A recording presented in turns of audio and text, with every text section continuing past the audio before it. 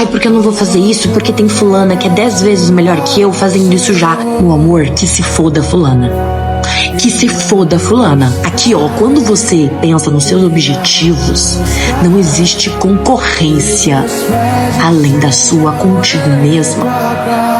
Quando você começa a colocar algo na sua cabeça, você entenda que você é capaz de fazer aquela merda, que você vai conquistar, que você vai lutar e que, querendo ou não querendo, você vai fazer todos os dias pra conquistar aquilo. Sabe aquele negócio que o cavalo usa, que não é pra olhar pro lado, porque ele só olha pra frente? É exatamente isso que você tem que fazer na sua cabeça. Você tem que colocar um negócio que é um tampão, ó, não existe nada do meu lado. Não existe empecilho, não existe dor, não existe trauma, dificuldade nenhuma. Só existe eu e o caminho até o meu objetivo. Porque não existe. A concorrência não existe.